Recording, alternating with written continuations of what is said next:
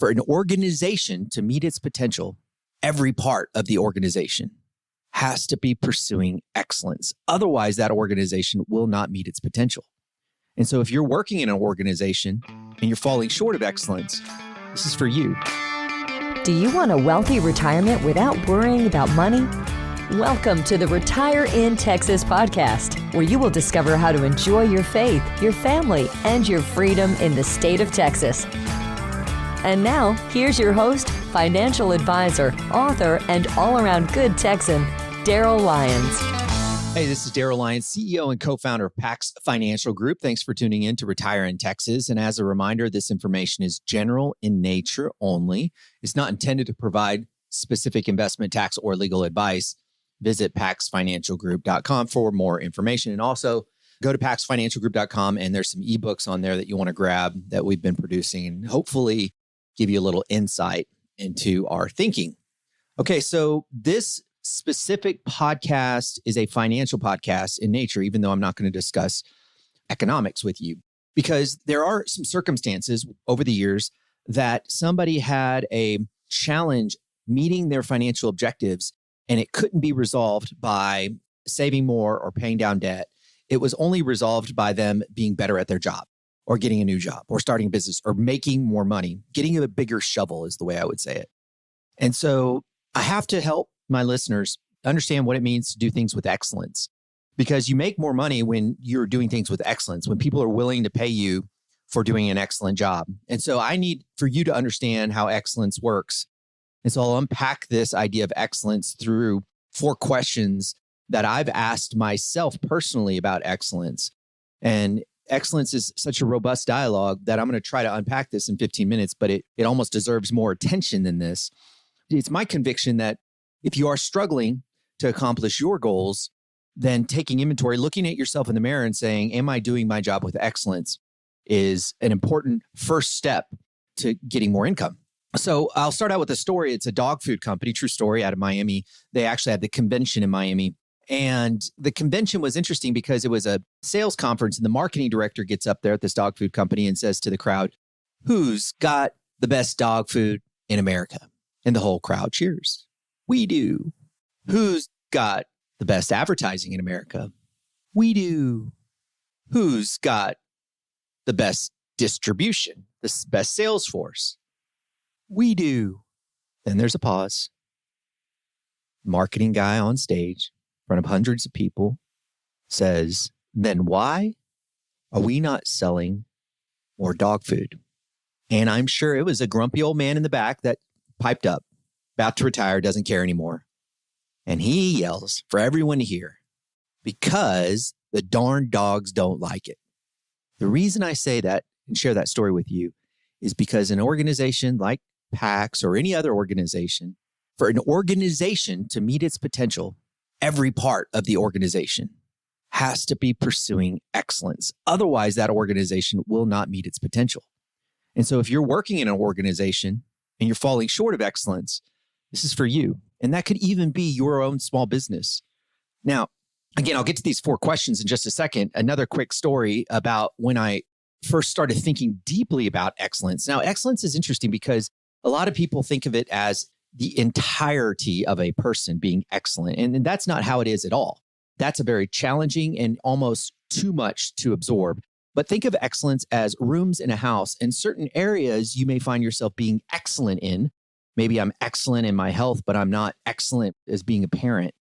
And sometimes those rooms you are willing to clean up and pursue excellence in, and others, you just kind of let them stay dirty and dingy. And there's consequences for that. Well, there was a time in my life where I realized that I needed to pursue excellence in communication, and it was my freshman year in college. And I'd never done a presentation before. Maybe I did in high school. I just don't recall. And the presentation in front of this professor was simple. It was about our lives, where we're from, our names, and why we were majoring and whatever. So I'm preparing for this presentation, memorizing everything, walking back and forth, sweating. I asked my buddy, I'll call him Paul. I said, "Paul, can you help me role play?" Paul's like, "Yeah." He goes, "But why are you so nervous about this?" I go, "Man, I just never done this before. I'm freaking out." So I get up there in front of the class, which is probably only 15 students, and I'm shaking. I'm done, right? I finish it. Mission accomplished. Paul gets up there and just like kicks back and goes, "Man, I'm Paul. I'm from San Antonio. And I was like, Paul, how did you do that? He goes, I don't know. How did you get so nervous? It's so simple. I go, that's just how I reacted. Here's my point. I knew that in life, in order to meet my potential, I had to pursue excellence in speaking. At that point forward, it was a relentless pursuit of excellence in speaking. And I still haven't arrived, and I may never arrive, but the progress I've made from today back 25 years ago has been night and day. I hope that you can see some of that as I communicate with you today. But that's been a relentless pursuit of excellence. I knew I wouldn't meet my potential if I didn't pursue excellence. And so the first question that we have to ask ourselves is, why is excellence so important? Why is excellence so important? I think that if you think about excellence, and let's think about this guy, Paul, for just a second that I just referenced. And I'm making this up, by the way. I don't know who's listening to, but so Paul, you're listening. This is not you. This is made up. Actually, it's a real person, but it's not Paul. Trying to make sure that the story is confidential to a certain degree. But Paul is not doing well today financially. I do know this. And I think about that for a second. And I think that Paul just became kind of relaxed in life. He's like, I'm good. I've got a skill. I'm fine. And it ended up costing him. I mean, he's unemployed today. I do know this to be true. And I'm doing okay. And I've been pursuing excellence. And so I think the idea is that somebody who doesn't pursue excellence cannot be complacent, and ignorance is not an excuse. You still get speeding tickets for ignorance. Let me give you a better example. In our industry, in the industry that I'm in right now, financial services, it's doing exceptionally well. The market's up. The baby boomers are needing a lot of help managing money. So we're getting a ton of clients. We're growing like crazy. It's such a blessing. I could be complacent, but my pursuit in excellence in this business looks at the next generation and say, they're going to engage with us differently. For example, there's an online platform called Acorns. Baby boomers, 2% of baby boomers use Acorns, an online trading tool, but 15% of millennials use Acorns.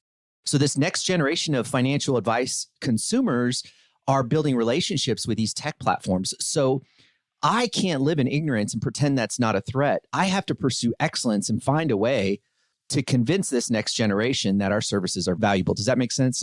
So my point in this is that excellence is important because eventually in life, complacency catches up with you.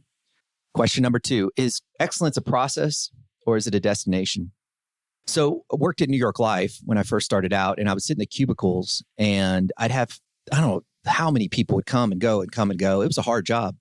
And I'm sitting back there and I know that it's a hard job, but I go to my boss and I wanted to know the answer to the question. I'm just curious what he would say. I said, why are so many people leaving? And he said, I'll never forget this. He said, too many people wish this job was easier and too few people wish that they were better. I never forgot that. This idea of me in this cubicle practicing over and over again how I would communicate over the phone, so much so that I put a little sticker on my phone that said coward. I just had to motivate myself. I was always practicing, preparing, role-playing, thinking deeply about how to communicate, how to reach out to people. And it was that experience, despite the fact that I definitely had people who made fun of the way I would approach this craft that I was developing, definitely had enough people snickering, but it was the idea of preparing. And there's a quote that exemplifies this. I found it and I don't know who to credit it to, but excellence is preparing more than others care to or even expect, practicing more than the average person believes is necessary, and believing in the quality of every moment. I love that quote. Excellence is a process, not a destination. Number 3, is excellence spiritual? In Ecclesiastes 9:10, it says, whatever your hand finds it to do, do it with all of your might. Now, the second part of Ecclesiastes 9:2, if you listen to Solomon, it kind of falls off a cliff and gets kind of dark, but the first half's really good. Do it with all of your might. And there's plenty of scriptures about doing things with excellence. And you can't help but go to, in Matthew 25, the parable of the talents. And I'm just going to summarize it for the sake of time. You can dive in on your own, but the idea is that you've got this master who leaves and goes away for a little bit, and he gives one servant 5 talents. He gives another servant 2 talents, and he gives this third servant 1 talent. The one with 5 talents, I don't know how he did it, but he was able to make another 5 talents. The one with 2 talents, not sure how he did it either, but he was able to double his too. But the one with 1 talent was scared. And so he hid his talent. He buried it. Master comes back, talks to the 5 talent guy and says, how'd you do? He says, you gave me 5, now you got 10. What did the master say? The master said, well done, good and faithful servant. Love it. 2nd talent guy, doubled the money, doubled the talent. Well done, good and faithful servant. The 1 talent guy, or gal for that matter, master comes up to him, how'd you do? I was scared. I was afraid. Here's what the master said. He said, you wicked, and he called him wicked, which is, anybody can call wicked is a lot to handle. But the second word that he called him, slothful, lazy and slothful, that troubles me. I don't want to look at God in the eyes anytime in eternity and waste what he's given me. I don't want to waste what he's given me. Now, I'm not the 5 talent guy. You've seen the 5 talent guys. Those are Tony Robbins or Dave Ramsey. These are just awesome people. I'm very happy being the 2 talent guy. But if you gave me 2 talents, God, I want to make the most of it. And that parable of the talent is a really incredible story to digest. And there's a lot of spiritual meanings, but one meaning behind it that I think is important to digest is that this idea of doing things with excellence is spiritual and glorifying God. Last question. How does excellence impact others? Now, I mentioned the dog food story at the beginning, and the fact that if you do life with excellence, the whole organization rises to the occasion and meets their potential, which is really cool. And frankly, we've seen a lot of failures in excellence over the years. You think about school districts for a second. I know there's people out there with the skills to be able to take back our school districts for the betterment of our children. But whoever had those talents to get on the school boards in the past decade were complacent. And you may know those people, you may not, but they were comfortable and complacent. And then as a result of being comfortable and complacent, our schools were hijacked by people with ulterior motives. And this happened in Wall Street too.